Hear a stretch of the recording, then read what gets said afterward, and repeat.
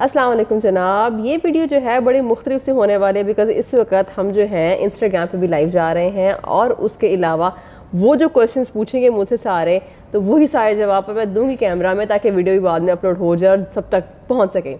तो साथ साथ मैं मैसेजेस देख रही हूँ, साथ साथ जो भी बातें होंगी वो यहाँ भी रिकॉर्ड होंगी, यहाँ से आपको जवाब मिल जाएंगे।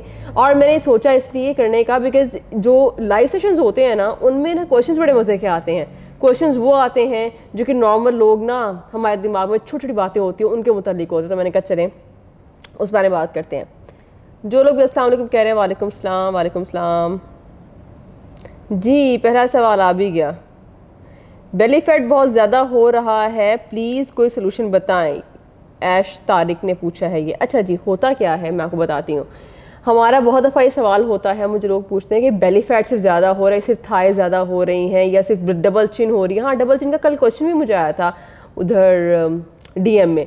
अच्छा, इसका एक बात सुने, एक बड़ी लॉजिकल सी, एक बड़ी इंटरेस्टिंग सी छोटी सी पॉइंट है वो ये है कि जब हमारी बॉडी पे वेट होता है ज़्यादा, ठीक है, जब हमारी बॉडी पे वेट हो जाता है ज़्यादा, लेट से मेरी हाइट 5'6" है, मेरा वेट 57-8 से ऊपर नहीं होना चाहिए। जब मेरा वेट लेट से 65 पे है, अब वो 65 kg या एक्स्ट्रा वो 8-7 kg वो कहाँ जाएंगे? वो थोड़े से यहाँ लग जाएंगे, थोड़े से थाइज पे लग जाएंगे, थोड़े से पेट पे लग जाएंगे। इसको हम कहते हैं चर्बी बॉडी पे लगना, ये चर्बी चढ़ना, ठीक है। अब आपका वेट लेट से 10 kg ज़्यादा है, 15 ज़्यादा है, 20 ज़्यादा है, तो 20 kg से ज़्यादा होगा, 15 ज़्यादा होगा, 10 kg ज़्यादा होगा, तो फिर अच्छी सी डबल मतलब अच्छी तगड़ी डबल चिन भी होनी है, तब हमारी थाइज शाइज भी होनी है, तब हमारे लव हैंडल्स भी होने हैं, तब हमारा पेट भी होना है। कोई भी डाइट की टाइप ऐसी नहीं है कि आप लाइक XYZ चीज़ खा लो और सिर्फ पेट कम हो या सिर्फ डबल चिन कम हो। तो जो कल रात में मुझे मैसेज आया था उनको भी मैंने यही कहा था कि डबल चिन ना खाली कोई डाइट करने से नहीं होती, ये वेट जब आप लूज़ करोगे ना ओवरऑल बॉडी में जहाँ जहाँ एक्स्ट्रा है वहाँ से ऑटोमेटिकली निकलता जाएगा। तो ये जो सवाल है ना कि सिर्फ डबल चिन कम करने का बता दें, सिर्फ थाइस का, सिर्फ पेट का बता दें, पेट ही सिर्फ बढ़े जा रहा है, वो सिर्फ पेट नहीं बढ़ा होता, आपका ओवरऑल वजन ज़्यादा होता है। तो आपको ओवरऑल जो वजन चढ़ाया खा पी के, वही खा पी के, अच्छा खा पी के देन कम करना है, फिजिकल एक्टिविटी अपनी अच्छी करनी है, ठीक हो गया। और पेट वाला वजन जो है वो वैसे भी फिजिकल एक्टिविटी से जाता है। अच्छा जी, ओके। एक और बड़ा इंटरेस्टिंग सवाल आया है कि हर बार डाइटिंग करती थी पर उसके बाद जब भी डाइटिंग छोड़ी है तो वज़न मेरा ज़्यादा हो जाता है एकदम से, इसका बताएं क्या करूं। अच्छा, बहुत से लोग यही कहते हैं कि डाइटिंग जब छोड़ते हैं या अच्छा बड़ा मज़ा आता है मुझे, बड़ा एक इंटरेस्टिंग सवाल है जो मुझे लोग पूछते हैं कि भाई आपने डाइट मुझे ऐसे बतानी है कि जब मैं छोड़ूं तो वज़न ज़्यादा ना हो। एक छोटा सवाल है मेरा आपसे मेरा सवाल ये है कि जो आप पहले डाइट ले रहे थे, लेट से मेरे पास आने से पहले या डाइटिंग करने से पहले जो आप पहले डाइट ले रहे थे, अगर वो इतनी ही अच्छी होती तो आपका वज़न ज़्यादा होता ही क्यों? क्वेश्चन है ना। और जब आपने डाइटिंग स्टार्ट की और आपका वज़न गिर गया तो ये भी सीधी सी बात है कि इसका मतलब आपकी बॉडी को ये वाला लाइफस्टाइल चाहिए जो आपने डाइटिंग के दौरान खुराक खाई, इसका मतलब है आपकी बॉडी को ये सूट करती है। जब आप ये लेते रहोगे तो वज़न अच्छा रहेगा। जब आप अपनी बाकी ओल्ड हैबिट्स में वापस चले जाओगे तो वापस से मसला हो जाएगा। ये तो वही बात है ना कि आप डॉक्टर के पास जाओ, आपको जी मुझे आयरन डेफिशिएंसी है, डॉक्टर कहे ओके गोली खाएं आप ठीक हो जाएंगे। उसके बाद आप महीने बाद गोली, आप महीना गोली खा के आए, अच्छा आपका आयरन बढ़ाओ, सब सेट हो, पर उसके बाद जब आप गोली छोड़े तो फिर घट जाए। ऑब्वियसली जब गोली छोड़ेंगे तो घटेगा, क्योंकि कुछ लोगों की बॉडी में ऐसा होता है आयरन बन ही नहीं रहा होता, उनको लगातार फॉर लाइफ गोली पे रहना पड़ता है, ठीक हो गया। ये बिल्कुल ऐसी बात है, पेन किलर खाएंगे तो पेन ठीक होगी, छोड़ेंगे दोबारा पेन स्टार्ट हो जाएगी।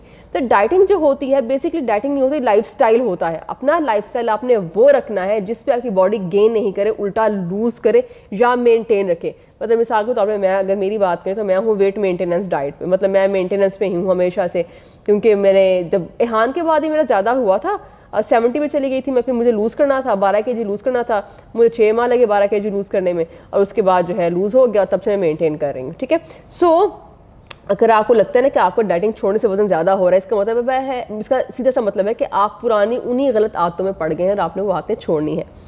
बल्कि एक और क्वेश्चन, बल्कि मुझे बहुत आता होता है, एक मोटिवेशनल सी बात बताने लगी हूँ। जब मैं एहान के बाद मेरा वज़न ज़्यादा हुआ था तो मैं 70 kg तक गई थी, ठीक है।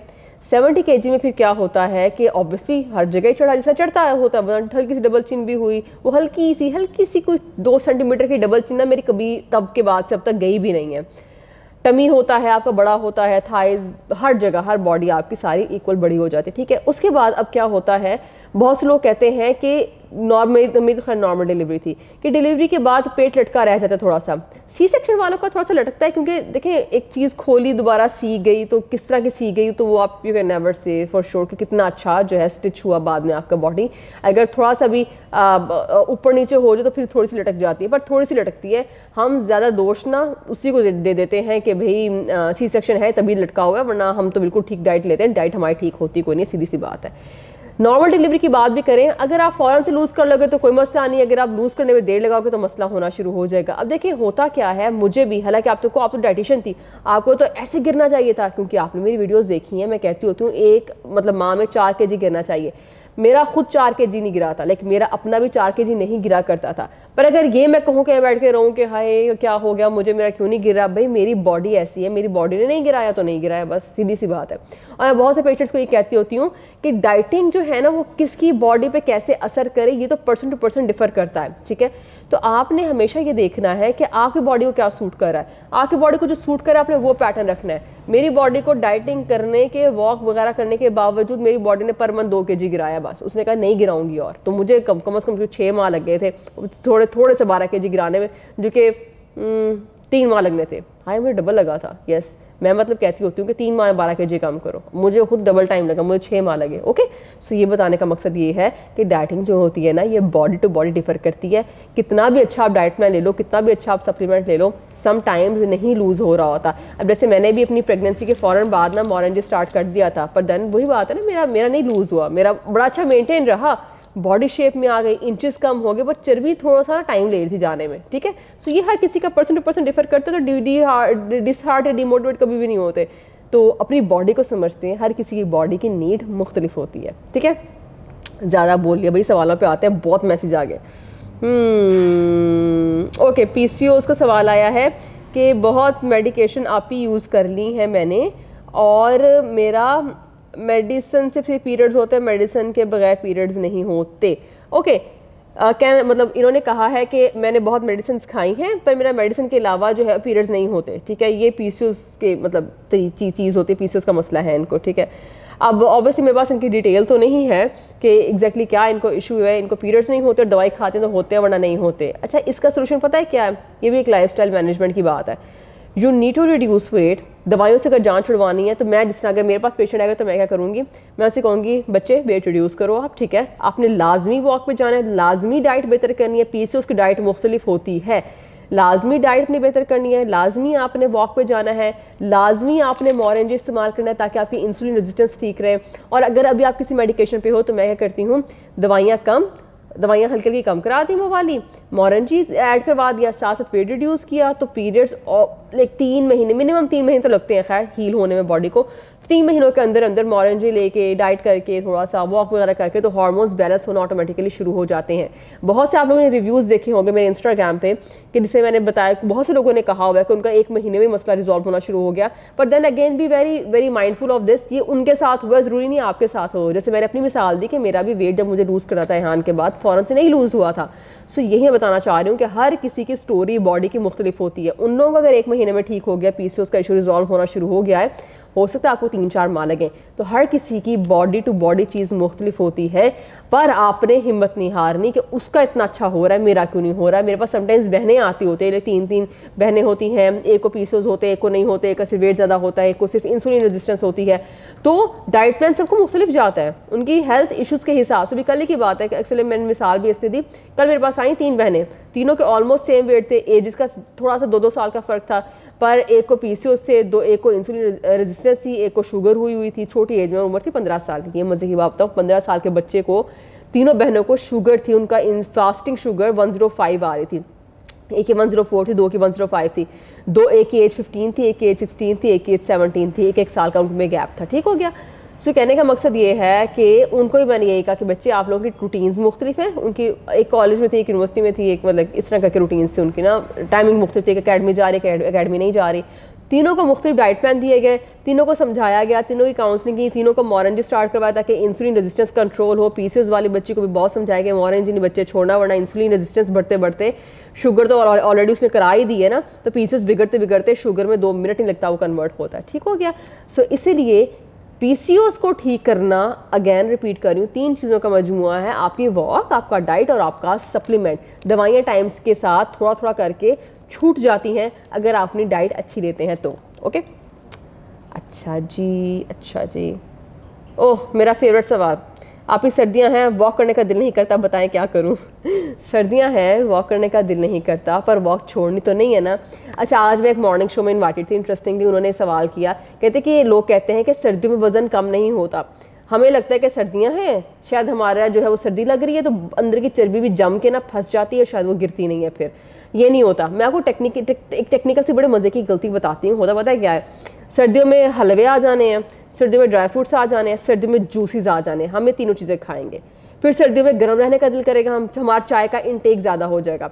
फिर सर्दियों में वॉक नहीं करेंगे क्योंकि सर्दी बहुत लग रही है। तो एक हम खाना खा रहे हैं, फिर हम फिजिकल एक्टिविटी नहीं कर रहे हैं, और हमारा चाय का इंटेक ज़्यादा हो गया, जिसकी वजह से दूध वगैरह का इंटेक एकदम ज़्यादा हो जाता है, क्योंकि चाय है, लोग दूध पत्तियाँ भी पी रहे होते हैं। अगर आप कम दूध भी डाल रहे हो तो चलो अच्छी बात है, पर अगर कम दूध भी 2-2 घूंट भी डाल रहे हो और 3 कप चाय पी रहे हो तो 1 कप दूध तो फिर भी हो गया ना, और वॉक कोई नहीं हमारे रूटीन में।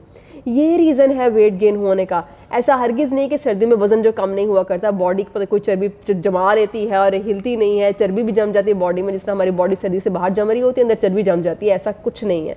हम फिजिकली इनएक्टिव होते हैं। हमारे खुराकों में देसी घी और पराठे शामिल हो जाते हैं, मूली के पराठे सबने खाने होते हैं, ठीक है। उसके बाद चाय का मग पीना होता है। उसके बाद शाम को भाई मामा ने जो है वो गाजर का हलवा बनाया, गजरेले बने हुए, वो भी खाने हैं। फिजिकली इनएक्टिव हैं हम, हिलना हुलना है नहीं हमने, तो ये रीज़न होता है वेट गेन होने का।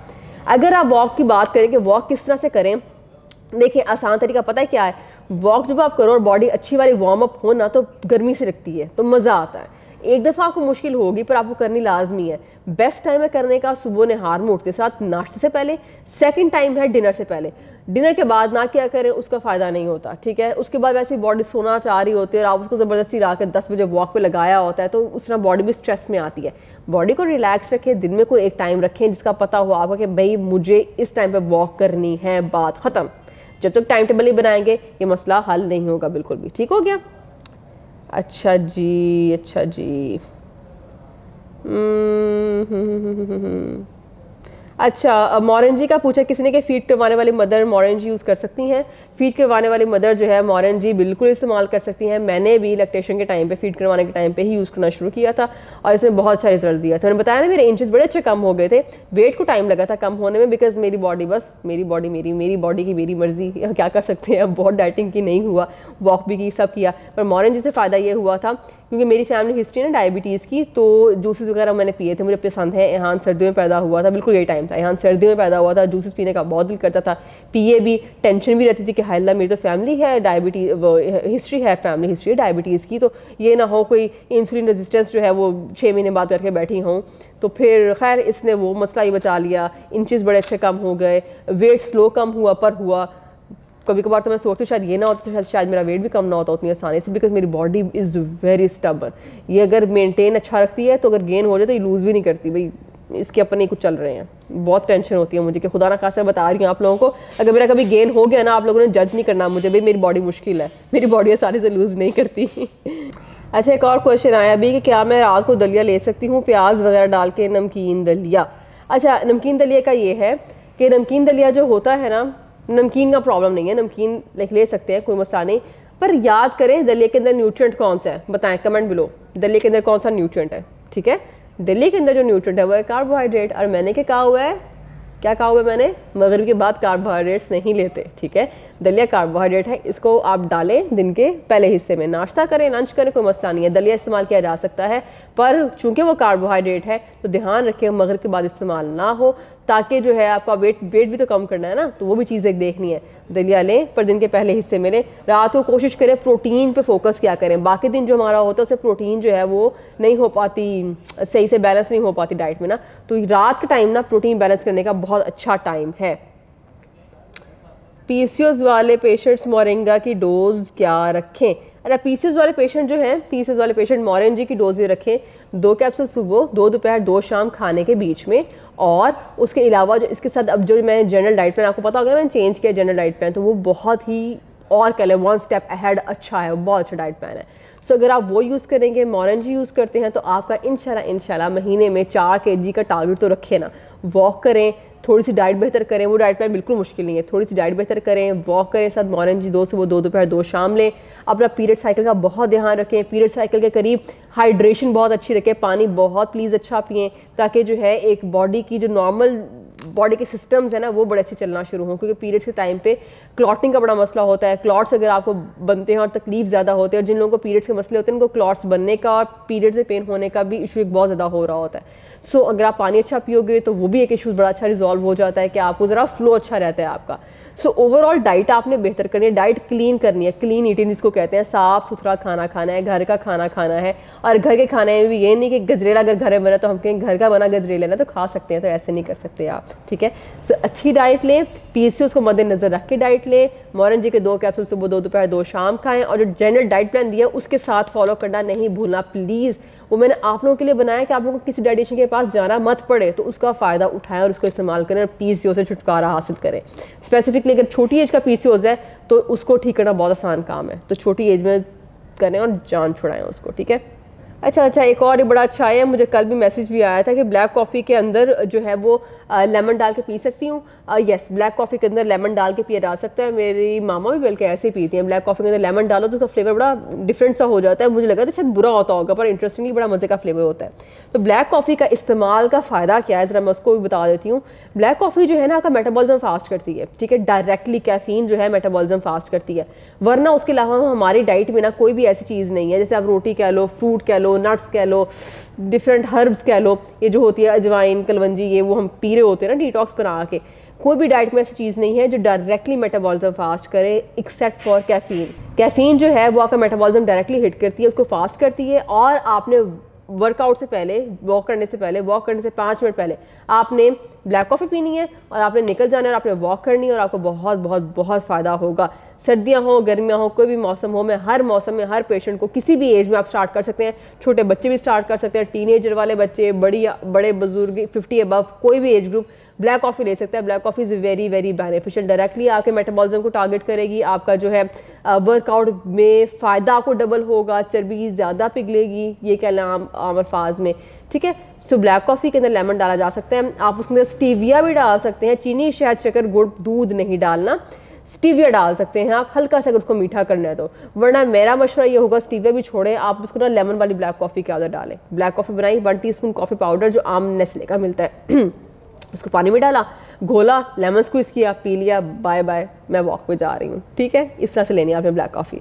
हाय अल्लाह, आ गया ज़ीरा वाटर। ज़ीरा वाटर का कोई फ़ायदा नहीं है, प्लीज़ एक चीज़ देखें, यूट्यूब वीडियोस बहुत से लोग बनाते हैं, उनमें से हर कोई डॉक्टर नहीं होता, लोगों के अपने एक्सपीरियंसेस वो शेयर कर रहे होते हैं। जब सेहत की बात आती है प्लीज़ किसी ऑथेंटिक बंदे को जो है रब्ता किया करें, डाइटिशियन हो प्रॉपर, उससे पूछें, उसकी बात सुने, वो जो कहती है वो सुने।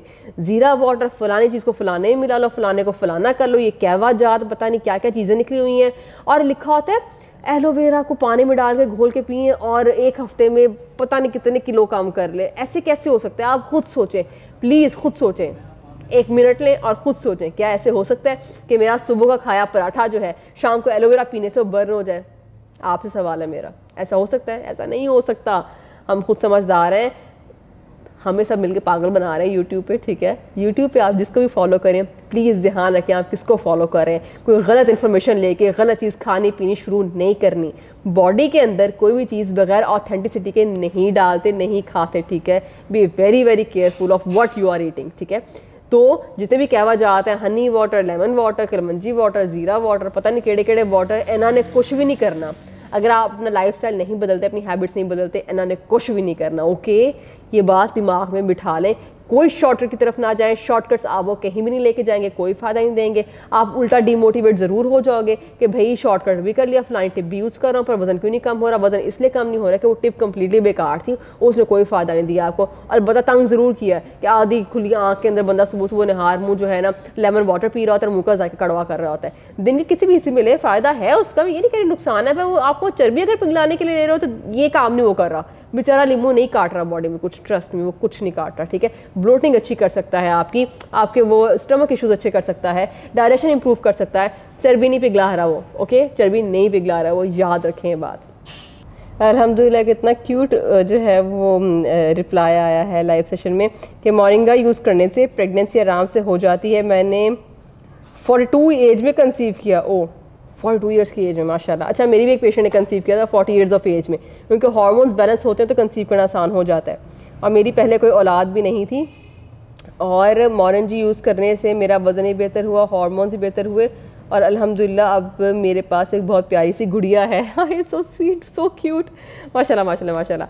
देखिए, ये सारी जो देन है औलाद, ये तो अल्लाह की देन है, पर हमारे हाथ में अल्लाह ने मेहनत लिखी हुई है। अगर आपके हार्मोन्स को प्रॉब्लम है जिसकी वजह से आप कंसीव नहीं कर पा रहे, तो येस मोरंजी हेल्प करता है, येस वेट लॉस हेल्प करता है, yes walk and clean lifestyle, clean eating help करती है। तो प्लीज़ मायूस नहीं होना, आपने प्लीज़ ध्यान रखना है इस चीज़ का कि लाइफस्टाइल मैनेजमेंट आपने करनी है। सप्लीमेंट येस मोरंजी हेल्प करेगा, पर अगर आपको कि मैंने मोरंजी खाना से प्रेगनेंसी हो जाए, ऐसा नहीं होगा।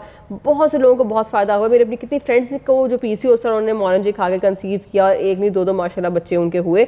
सो करना आपने ये होता है कि अपने लाइफस्टाइल ओवरऑल पे नज़र रखें कि क्या चीज़ आपको मसला कर रही है, किस चीज़ की वजह से आपके हार्मोन्स इम्बैलेंस होना शुरू हुए। हार्मोनल इम्बैलेंस के साथ जो मैंने मसला देखा है ना, कि जिन लोगों को इशू होता है वो लोग बिल्कुल ही हिम्मत छोड़ के बैठे होते हैं। वो कहते हैं ठीक है, जाए परा हमारी रिपोर्ट्स, हमने नहीं कुछ करना। तंग इतने आए होते हैं ना कि बार दवाइयाँ खाई, पीरियड्स हुए नहीं हुए, हर माह पीरियड्स की टेंशन एक अलग। तो मुझे I can understand that frustration जो होती है लोगों को। तो येस, दैट इज़ ट्रू, आप लोग परेशान हैं, आप लोग तंग आए हुए हैं हार्मोनल इशूज़ से, पर still at the same time मैं ये ज़रूर कहूँगी कि लोगों ने कंसीव किया है। आप अगर मेहनत कर सकते हैं, डाइटिंग कर सकते हैं, वेट लूज़ कर सकते हैं, तो ज़रूर करें। येस, औलाद अल्लाह की देन है, येस ये बात बिल्कुल ठीक है, पर मेहनत हमारे हाथ में अल्लाह ने लिखी है, हमें मेहनत करनी चाहिए। घबराना नहीं, हो गया मोबाइल, घबराना नहीं चाहिए अपने हेल्थ इशूज़ से। हेल्थ इशू से घबराएंगे तो कहाँ जाएंगे, क्योंकि हेल्थ तो साथ रह नहीं है ना। ये आंखें बंद तो नहीं कर सकते ना कि बीमार हूँ मैं तो आंखें बंद करो तो खैर है ना, बस बीमारी ठीक हो जाएगी। बीमारी तो भाई साथ रहती है।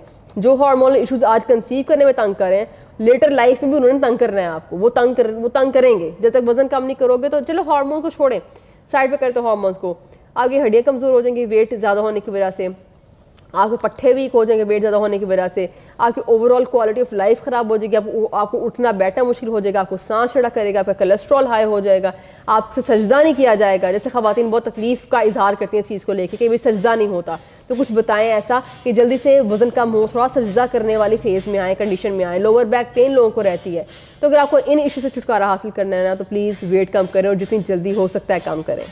भाई मेरा ख्याल है लाइव सेशन ज़रा हमें क्लोज़ करना पड़ेगा। साथ में बहुत ठुकाई हो रही है किसी चीज़ की, मेरा ख्याल है कोई लेंटर और वॉट लोहे की चीज़ पे कुछ मार रहे हैं, आवाज़ आपको शायद आ रही होगी। मेरा ख्याल है वीडियो बहुत डिस्टर्ब करेंगे ये लोग, तो मेरा आई थिंक काफ़ी क्वेश्चंस के आंसर हो तो गए हैं, आई थिंक हो तो गए हैं वैसे काफ़ी ज़्यादा। इतनी ही आप हजम कर लें, बहुत बात है। फिर नेक्स्ट टाइम फिर कभी लाइव सेशन करेंगे। मज़ा मुझे बहुत आया। I think this is a really good way of लेकिन एक तरफ लाइव सेशन भी हो जाए और एक तरफ आपकी ये वाली वीडियो भी बन जाए, ताकि बाद में चली भी जाए ऑन इंटरनेट ना, फॉर द रिकॉर्ड कहीं एक जगह मैं अपलोड कर दूँ। यूट्यूब एक अच्छा मीडियम है, सारे लोग वहाँ देख लेते हैं, एक अच्छा सेफ सिक्योर मीडियम है, क्योंकि सब लोग यही कहते हैं कि आप लाइव सेशन करती हैं, लाइव सेशन आप अपलोड क्यों नहीं करती। मैं कहती हूँ इंस्टाग्राम लाइव सेशन अपलोड करने के लिए बना नहीं है ना, वहाँ इतना लंबा लंबा लाइव सेशन कौन देखे। फिर मुझे आइडिया आया, मैंने कहा भाई इसकी वीडियो बनाओ, इसको यूट्यूब पर डालो, तो ये बड़ा अच्छा रहा कि डबल मेरे काम हो गए।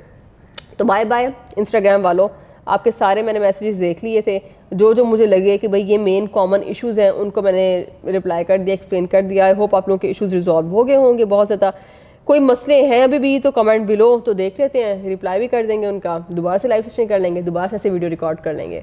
Thank you so much for being an amazing audience. I know आप लोगों ने बहुत अच्छे अच्छे कमेंट्स किए होंगे, इंतज़ार रहेगा आपके कमेंट्स का। डू लाइक द वीडियो, अपने अजीज़ों से प्यारों से शेयर करें जिनको आपको लगता है कि इस इशू से गुजर रहे हैं। तो बाकी जो इंशाल्लाह मुलाकात होती है नेक्स्ट लाइव सेशन में, और I will be replying to every comment जो भी आप लोग वीडियो पे करेंगे, ठीक है। तो मिलते हैं नेक्स्ट वीडियो में, तब तक के लिए बाय बाय।